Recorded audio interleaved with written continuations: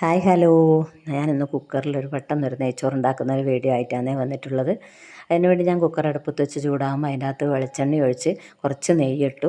നെയ്യും മെൽറ്റായി ചൂടായി വന്ന ശേഷം ഒരു പിടി കാഷ്യൂ ഇട്ട് അതൊന്ന് വറുത്ത് കോരി വെക്കാൻ വേണ്ടി.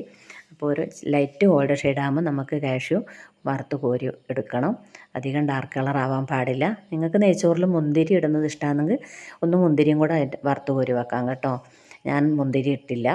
അത് കോരി വെച്ച ശേഷം കനം കുറഞ്ഞരിഞ്ഞ സവാളയും കൂടെ അതിൻ്റെ കൂടെ ചേർത്ത് അതും ഒന്ന് വറുത്ത് കോരി മാറ്റുക. ലൈറ്റ് ഷെയ്ഡിലൊരു ഗോൾഡൻ കളറാകുമ്പോൾ സവാളയും കൂടെ കോരി എടുക്കണം. എണ്ണയിൽ നിന്ന് പെട്ടെന്ന് അധികം മൂത്ത് പോകാൻ സാധ്യതയുണ്ട്, ശ്രദ്ധിക്കണം.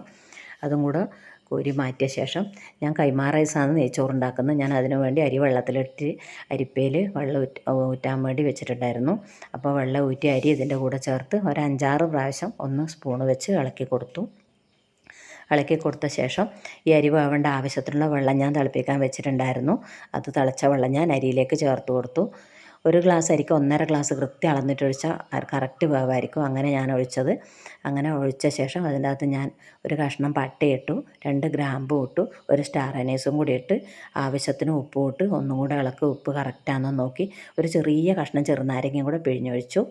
അതിനുശേഷം ഒന്നും കൂടെ ഇളക്കി മിക്സാക്കി കുക്കറിൻ്റെ മൂടിട്ടു. ഉപ്പ് കറക്റ്റാണോ എന്നൊന്ന് ചെക്ക് ചെയ്യണം കേട്ടോ.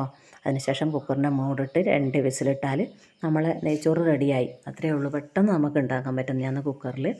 അതിനുശേഷം പ്രഷർ പോയി കഴിഞ്ഞ ശേഷം കുക്കറിൻ്റെ മൂട് തുറന്ന് ഇതുപോലെ ഒന്ന് ഇളക്കി നമ്മൾ വറുത്ത് കോരി വെച്ച ഉള്ളിയും കാഷ്യൂം നിങ്ങൾ മുന്തിരിയും കൂടെ ചേർക്കുന്നുണ്ട്, അതും കൂടെ ഇതിൻ്റെ മേലെ ചേർത്ത് സെറ്റാക്കി വെച്ച് കുറച്ച് കഴിഞ്ഞ് ഇളക്കിയാൽ നമ്മൾ നെയ്ച്ചോറ് റെഡി.